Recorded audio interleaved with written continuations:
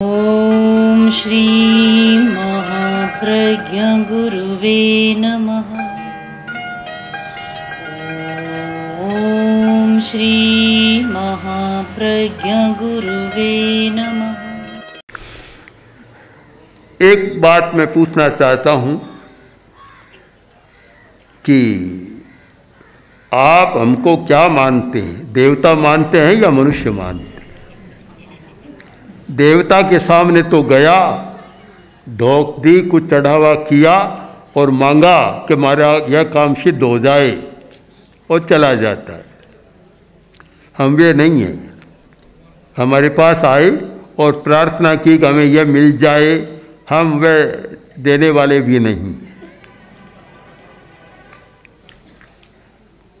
हमारे पास आए तो इस दृष्टि से आए कि मुझे शांति के जीवन का मंत्र पढ़ना है। बस एक ही बात, शांति से कैसे जी सकूं इसका मंत्र पढ़ना है।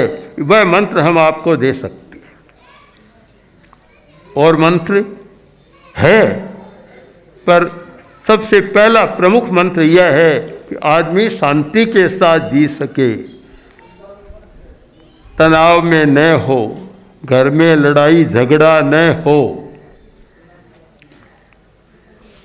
पड़ोसी से भी लड़ाई झगड़ा न हो, समाज में संस्थाओं में भी लड़ाई झगड़ा न हो, शांति से हम जी सके।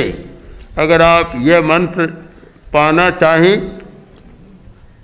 और इसका अभ्यास करना चाहें तो जरूर यह मंत्र बहुत सफल होता है। शांति का मंत्र है पहला धर्म द्वार, धर्म का पहला दरवाजा। महावीर की वाणी में, भगवान महावीर की वाणी में शांति का और शांति से साथ जीने का जो धर्म का दरवाजा है, वह पहला दरवाजा है खंती। आप सहन करना सीख जाए, सहन करना सीखें, क्षमा सीखें, आप शांति से जी सकेंगे। अशांति क्यों होती है कि घर में चार आदमी है, एक दूसरे को कहता है और वह उबल पड़ता है, अशांति शुरू हो जाती है। आज वर्तमान समाज में सबसे ज़्यादा कमी किसी बात की आई है तो वह है सहन करने की शक्ति कम हो गई है। एक दूसरे को सहन करना नहीं जानते, पुत्र पिता को सहन करना नहीं जानता और पिता पुत्र को सहन करना नहीं जानता, सास बहू को सहन करना नहीं जानती और बहू सास को सहन करना नहीं जानती। एक ऐसी बीमारी असहिष्णुता की बढ़ गई है, बड़ी भयंकर बीमारी, और इस कारण दूसरी बीमारियां पैदा हो रही है। आप जानते हैं आजकल का पाठक समाचार पत्रों या टीवी आदि रेडियो से भी सुनता है, पढ़ता है, जानता है कि बीमारी का कारण केवल ये मच्छर, मक्खियाँ, जर्म्स, वायरस यही नहीं है। बड़ी बीमारी के कारण ये नहीं है। बड़ी बीमारी का कारण है अशुद्ध भाव, नकारात्मक भाव या असहिष्णुता।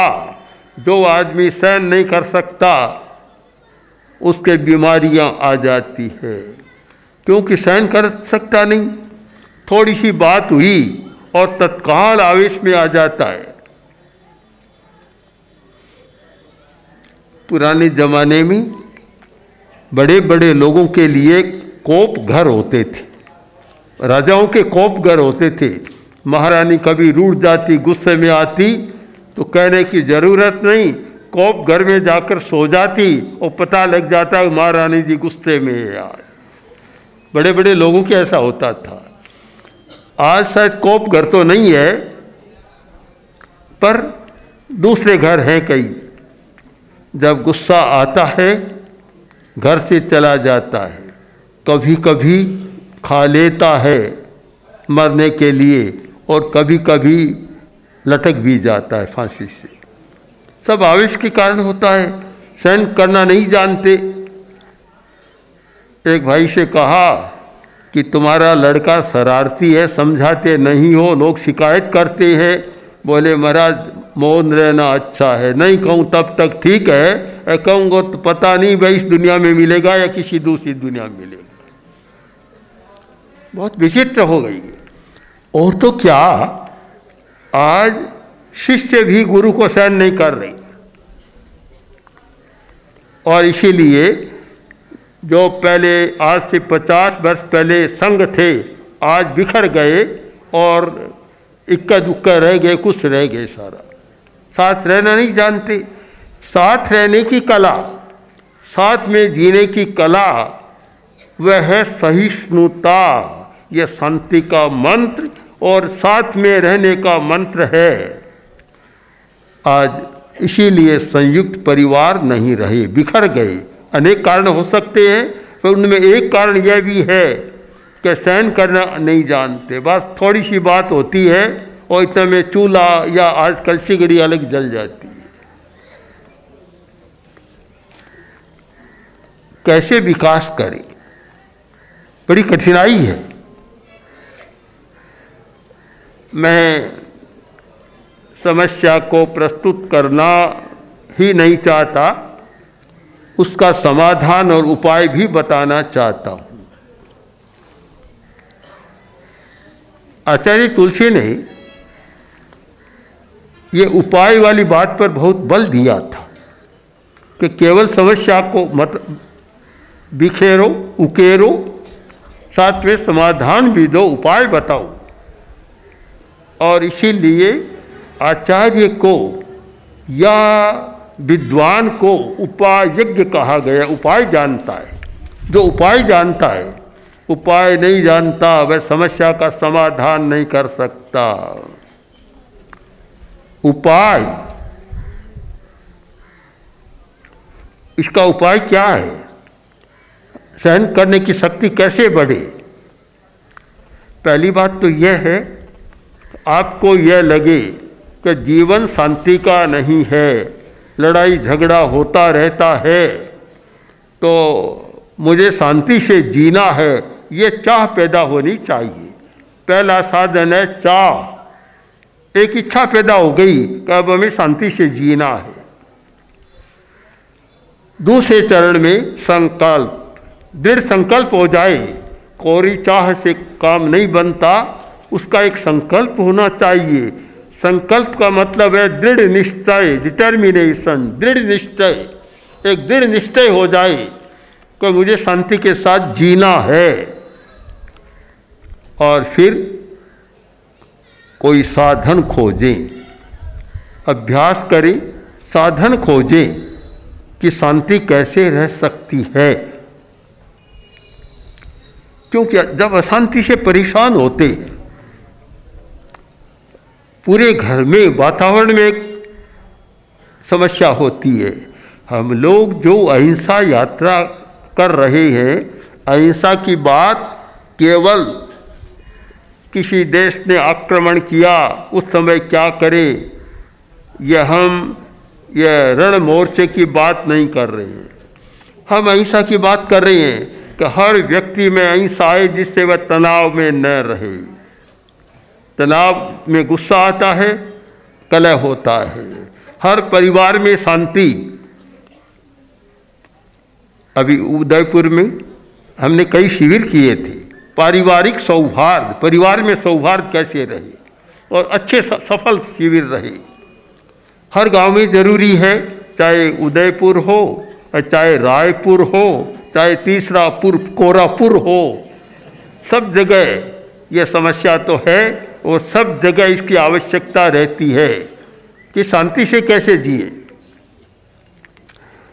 वृद्ध की बात को युवक सुन सके और युवक की बात को वृद्ध सुन सके। कोई वृद्ध कहता है तो मन में आता है बूढ़ा हो गया, समझ नहीं है, छोड़ उपेक्षा कर देते हैं। और बूढ़े को युवक कहता है तो कभी कभी वह उत्तर आता है, जैसा कई बार हमने सुनार पढ़ा है कि तुम मुझे क्या कहते हो। अभी छोकरे हो, युवक हो, क्या कहते हो? तुमने जितना नमक खाया, अनाज खाया, उतना तो मैं नमक खा चुका हूँ। सम्यक ग्रहण नहीं होता। यह सम्यक ग्रहण तभी हो सकता है जब सहनशीलता का विकास, शांति का विकास हो। चाहे तो आप परिवार को देखें, चाहे संस्थाओं को देखें, चाहे सामाजिक संगठनों को देखें और चाहे राजनीतिक संगठनों को देखें। यह समस्या इतनी व्यापक है और इसका समाधान हुए बिना शांति का जीवन नहीं हो सकता। उपाय करना जरूरी है।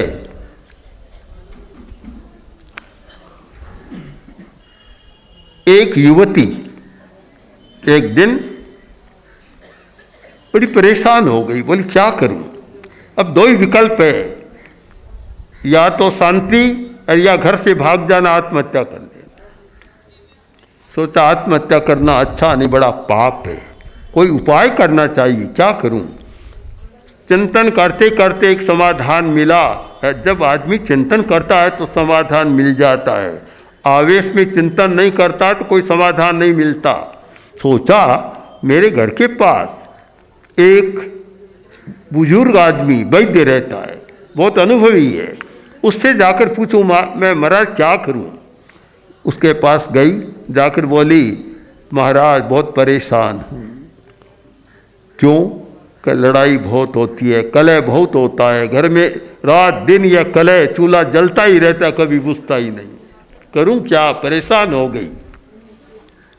आप बड़े अनुभवी हैं, कृपा करें, कोई मुझे ऐसी दवा दे जिससे कलह मिट जाए, शांति से हम जी सके।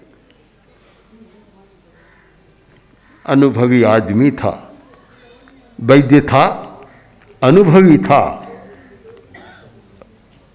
कोई शरीर की चिकित्सा नहीं, मन की चिकित्सा भी आवश्यक होती है, भाव चिकित्सा भी आवश्यक होती है। समग्र स्वास्थ्य, कोरा शारीरिक स्वास्थ्य नहीं, शारीरिक, मानसिक और भावात्मक तीनों होते हैं तब एक समग्र स्वास्थ्य बनता है, अन्यथा समग्र नहीं होता, अधूरापन लगता है। वैद्य बड़ा अनुभवी था और समग्र स्वास्थ्य का वेत्ता था। उसने कहा बेटी ठहरो, मेरे पास दवा है, अभी मैं लाता हूँ, 10 मिनट तुम्हें रुकना होगा, मैं दवा तैयार कर लूँ। भीतर गया, 10 मिनट के बाद एक बड़ी सी बोतल लेकर आया, ये लो दवा। महाराज कैसे लूं? कि देखो जब लड़ाई शुरू हो उस समय एक घूंट मुंह में ले लो, पर देख ध्यान रखना इसका पथ्य बहुत कड़ा है। वैद्य लोग पथ्य बहुत बतलाते थे और पथ्य था, चलता था पुराने चिकित्सा में कि पथ्य दवा की अपेक्षा पथ्य ज़्यादा लाभ करेगा, पथ्य पर ध्यान दो। इसका पथ्य बहुत कड़ा है। क्या है कि घूंट मुंह में ले लो और 10 मिनट तक मुंह में रखो, उसे गले से नीचे मत उतारो, दवा अपना काम करे। दवा लेकर आ गई, प्रसन्न हो गई, घर पहुंची और इतने में तो सास ने कहा कहाँ भटकती है, इतनी देर होगी, कहाँ गई थी? ताड़ना शुरू कर दी। तत्काल शीशी हाथ भीतर गई, एक घूंट ली और कुछ बोलती नहीं है। सास कहती है बोलती नहीं हो, कहाँ गई बताओ, कहाँ गई थी? तो अभी बोलती नहीं है। अरे क्या हो गया, गूंगी हो गई, बोलती नहीं है? तो भी नहीं बोलती है। क्यों? 10 मिनट तक तो पथ्य है, मुंह में पानी व दवा है, बोलना नहीं है। सास ने सोचा आज क्या हुआ, कोई नया सूरज उगा है क्या आज? कि मैं कहूँ बहु 5 ने सुना है, यह तो संभव नहीं है, आज बोलती नहीं है, क्या हो गया? चिंतन में चली गई। फिर बोली अरे अब तो बताओ कहाँ गई थी? तो भी नहीं बोलती है, निकम्मी है। चलो, सास चली गई, 10 मिनट पूरा हुआ, पथ्य पूरा हो गया, दवा गले के नीचे उतर गई। सोचा वैद्य जी ने दवा तो बहुत बढ़िया दी है, आज लड़ाई नहीं तो अभी लड़ाई हो जाती। लड़ाई तो होती रहती है, लड़ाई होती है क्योंकि एक असहिष्णुता ऐसी है, अहम और असहिष्णुता दोनों ऐसे चलते हैं। कि वह लड़ाई तो पग पग पर तैयार है। मैंने देखा, ऐसी परिषद थी, दिल्ली की बात है, हजारों लोग थे, 5-10 हजार। हम प्रवचन में जा रहे थे, स्वयं सेवक आगे चल व्यवस्था कर रहे थे। एक व्यक्ति पंक्ति से हटकर रास्ते में बैठा था, तो स्वयं सेवक ने कहा जरा हट जाइए, रास्ते में नहीं रहे, उधर बैठ जाइए। बस इतना कहना था और लाल मिर्च हो गई सारी, आंखें लाल, और ऐसा आवेश देखा कि शायद हमारे पास तो कैमरा नहीं था, और कैमरे वाला शायद उस समय नहीं था। अगर फोटो ले तो ऐसा लगेगा कि आंख की लालिमा लाल मिर्च में कोई ज्यादा अंतर नहीं। कोई बुरी बात नहीं कही थी, व्यवस्था की बात कही थी। अब व्यवस्था करने वाला कह भी सकता है, पर आवेश इतना होता है आदमी में, इतना क्रोध कि वह सहन करना नहीं जाता।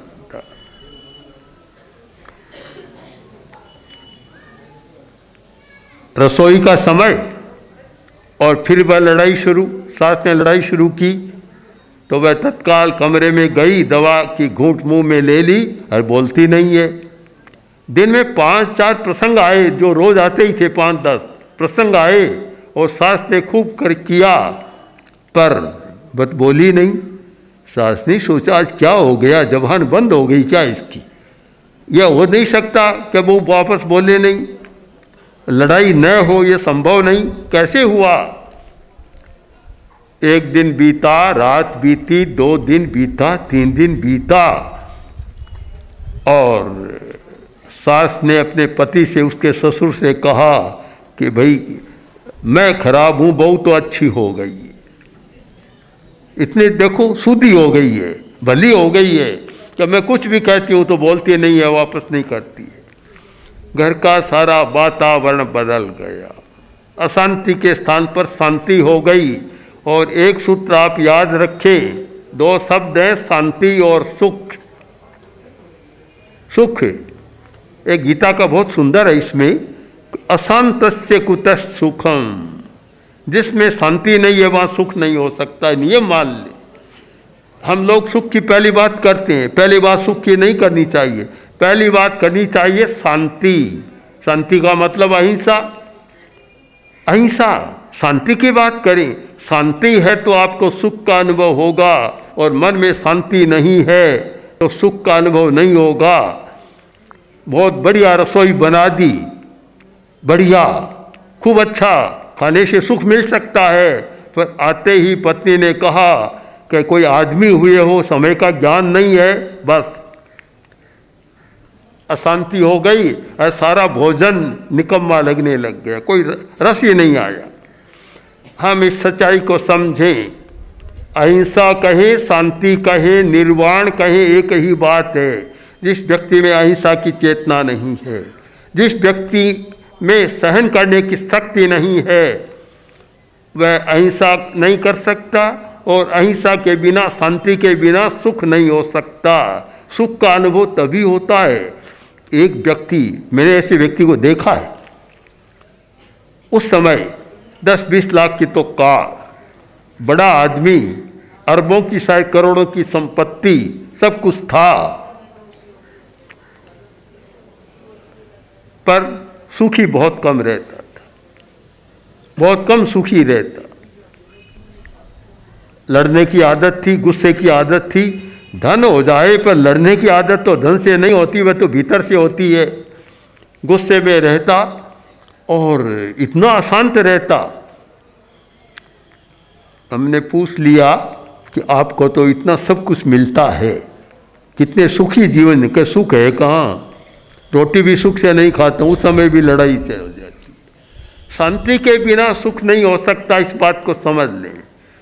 तो शांति का विकास करना है, इसका मतलब अहिंसा का विकास करना है। अहिंसा की चेतना के बिना शांति नहीं हो सकती, और शांति के बिना सुख नहीं हो सकता। अगर आप सुखी जीवन जीना चाहते हैं तो पहले शांति का अभ्यास करें, शांति का विकास करें, और फिर सुख का अनुभव होगा। जो व्यक्ति शांति से जीता है थोड़े में ही सुखी हो जाता है, और अशांति से जीने वाला बहुत कुछ पाकर भी सुखी नहीं रह सकता। आचार्य तुलसी कलकत्ता में विराजमान थे। एक महिला आई और बैठी, नमस्कार किया और आंखों में आंसू छलक पड़ी। बोल नहीं सकी। आचार्य ने पूछा, बहन जी क्या बात है? कि मैं बहुत दुखी हूं, बहुत दुखी हूं। क्यों? कि आप पूछो मत, मेरे जैसी दुखियारी दुनिया में शायद कोई नहीं। और वह महिला उस समय के हिंदुस्तान के प्रथम पंक्ति के उद्योगपतियों की पत्नी थी। अब देखिए, वह कहते मेरे जैसी दुखियारी दुनिया में कोई नहीं। हम लोग भी आश्चर्य में थे कि इतनी संपन्न, अरबों अरबों की संपत्ति, जिसके पास इतने बड़े कारखाने और एक प्रसिद्ध नाम है, और यह कहती है मेरे जैसी दुखियारी कोई नहीं है। आश्चर्य तो आपको ही होगा, हमें भी हुआ था।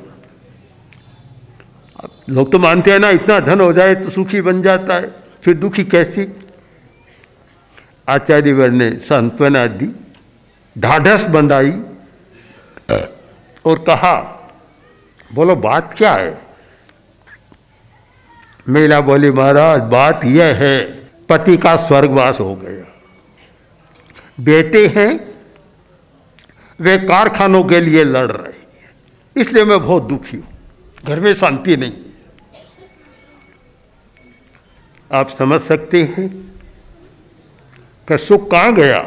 जिस महिला के पास अरबों की संपत्ति हो और वह कहे कि मेरी जैसी दुखियारी कोई नहीं है, इसका आप विश्लेषण करें।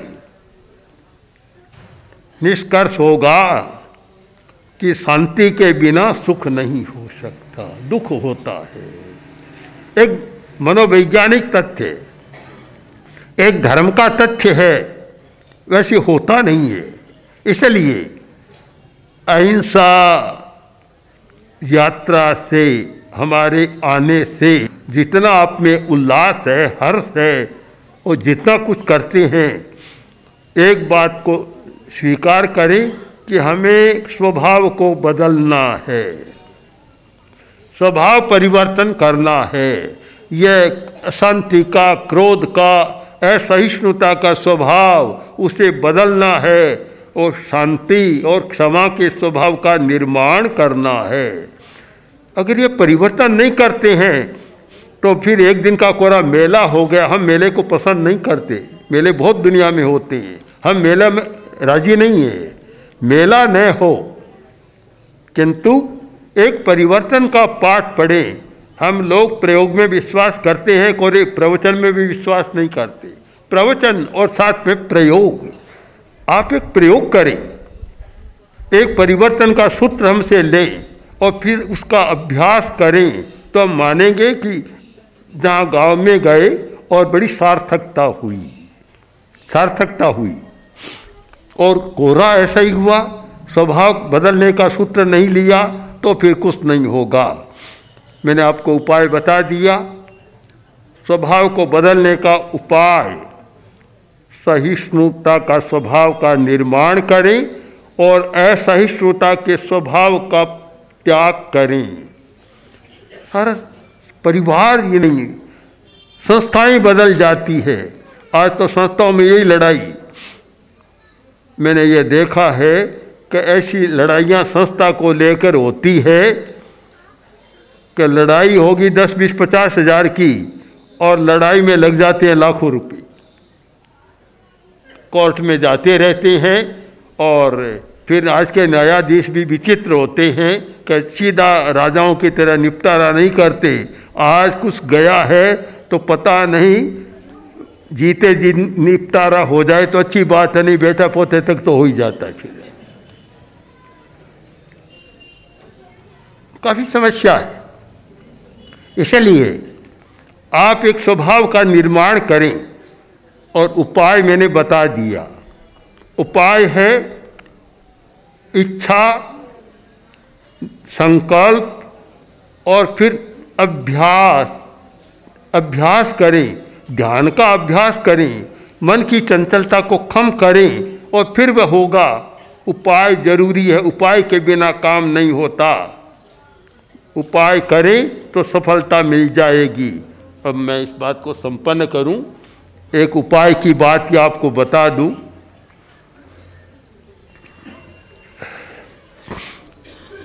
एक आदमी बीमार हो गया, शायद सर्दी का मौसम रहा होगा, और ये यहाँ मेवाड़ की सर्दी नहीं,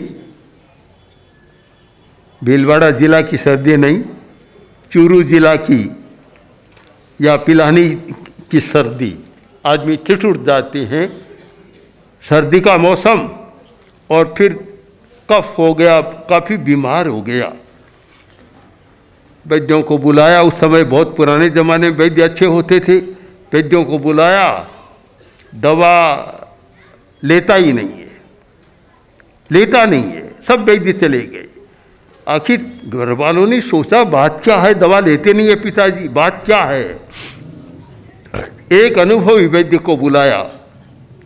वैद्य था, वृद्ध था और साथ में अनुभव था, और अनुभव ज्ञान से भी आगे की बात है। ज्ञान का सार है अनुभव, दूध का सार है मक्खन, तो ज्ञान का सार है अनुभव। अनुभवी था। बैठा और सेठ बोला, वैद्य जी क्यों आए हो? कि आपकी चिकित्सा करने, चले जाओ। सब आगे निकम्मे आदमी आते हैं, मैंने सबको निकाल दिया। बोले सेठ जी बात सुन लो, पहली बात करो, निकल जाऊंगा, चला जाऊंगा, मुझे क्या है, आपके पुत्रों ने बुला इसलिए आया हूँ, मेरी बात सुन लो, समस्या क्या है।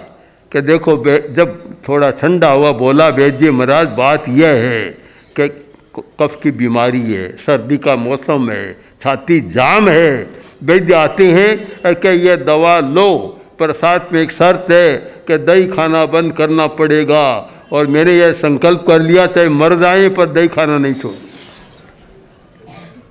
अब क्या करें, इसका समस्याएं सबके सामने आती है। चिकित्सक के सामने भी भारी समस्याएं हैं, साधु के सामने भी समस्या है, और व्यापारी के सामने भी समस्या है, राज्य कर्मचारी के, सबके सामने समस्याएं आती है। वैद्य अनुभव हो तो समस्या को सुलझा सकते हैं, और अनुभव की कमी हो तो और ज़्यादा उलझा देते हैं। वैद्य अनुभवी था। बोला सेठ जी किसने कहा, किस वैद्य ने कहा? कि बहुत सारे आए, सब मूर्ख आदमी है, गलत बात कह दी। दही छोड़ने की जरूरत क्या है, आप कितना खाते हैं? कि मैं रोज आधा किलो दही खाता हूँ। मैं कहता हूँ अब से मेरी दवा लो और 1 किलो दही खाना। अच्छे, आप तो बहुत बढ़िया वैद्य जी आए, अच्छी बात कही, अच्छे वैद्य आए हैं, मैं आपकी दवा जरूर लूँगा। बातचीत हो रही है। उपायज्ञ था, उपाय को जानता था, तो देखो आदमी अच्छा है, तो बातचीत में खुल जाती है। बोले वैद्य जी महाराज क्या बात है, आप तो कहते हैं कि 1 किलो दही खाओ, वे सब मनाही करते हैं, आखिर बात क्या है, राज क्या है इसका, क्यों नहीं खाना चाहिए? वैद्य बोला क्यों नहीं खाना चाहिए, खाना चाहिए। देखिए कि कफ की बीमारी में दही खाने में बड़ा लाभ है। तो क्या लाभ है? पहला लाभ तो यह है कि कफ की बीमारी, छाती जाम, दही खाता है, लाभ है तो वह कभी बूढ़ा नहीं होता, बूढ़ा होता ही नहीं, पहले ही राम राम सत्य हो जाता है। और दूसरा लाभ आप देखिए कि जो कफ की बीमारी में दही खाता है, घर में चोरी नहीं होती, उसका कितना बड़ा लाभ है। कैसे कैसे क्या कि रात भर खांसता रहता है, चोर आता ही नहीं, जागता है मालिक, जागता है चोर नहीं आएगा, कितना बड़ा लाभ है। एक और लाभ है, वह बता दीजिए वह लाभ क्या है? कि वह यह है कि उसे कुत्ता कभी नहीं काटता। क्यों? कि कफ की बीमारी, दही खाएगा तो लाठी के बिना चल नहीं सकेगा, और लाठी लेकर चलेगा तो कुत्ता नहीं काटेगा। देखिए आप दही खाने में कितने लाभ, बूढ़ा नहीं होता, चोरी नहीं होती और कुत्ता नहीं काटता। ऐसा होता है क्या? कि ये बात है, तब तो मैं दही नहीं खाऊं। अब देखिए सीधी मनाही कर दी कि आप दही नहीं खाना, नहीं माना। उपाय के जो उपाय बताता है, इतना कौशल होता है कि वह स्वयं वेदी नहीं खा, वेदी का डबल खाओ, और वे कहते अब मैं दही नहीं खाऊंगा। हमें उपाय से काम लेना है। हमारे शिक्षक, हमारे धर्मगुरु, हमारे विद्यालय के जो प्रशिक्षक शिक्षक जो भी हैं सब हैं, समाज के मुखिया हैं, ऐसे उपाय का अवलंबन करें जिससे स्वभाव बदले, अशांति की समस्या हल हो, सहन करने की शक्ति बढ़े। उपाय के द्वारा संभव है, सीधा उपदेश झाड़ो तो ये संभव नहीं है। इसलिए हमें बदलने के लिए, स्वभाव को बदलने के लिए कुछ प्रयोग करना है। और आप रात को युवाचार्य जी का जब प्रवचन होता है, वो प्रवचन के साथ प्रेक्षा ध्यान का प्रयोग कराया जाता है, और वह दीर्घ श्वास का, कायोत्सर्ग का प्रयोग करें। आपको लगेगा कि मेरा स्वभाव बदल रहा है और सहन करने की शक्ति बढ़ रही है। इसलिए मैंने कहा हम आए कोरा मेला न बनाए, कुछ न कुछ मंत्र लें, मंत्र पढ़े, वह मंत्र जिससे स्वभाव बदल सके। तो आज एक मंत्र की मैंने चर्चा की है, सहन करने की शक्ति, खंती नाम का मंत्र जो प्राकृत का महावीर वाणी का है। खंती, शांति, क्षमा, सहिष्णुता, सहन करने की शक्ति। अगर एक मंत्र का अभ्यास करें, मैं कह सकता हूँ कि 1 महीने में आपके घर का वातावरण बदल जाएगा, संस्थाओं का वातावरण बदल जाएगा, फिर लड़ाई झगड़ा नहीं होगा। इसलिए आप मंत्र लें और मंत्र का अभ्यास करें, तो आपको लगेगा कि अहिंसा यात्रा से हमें कुछ मिला है। ओम आर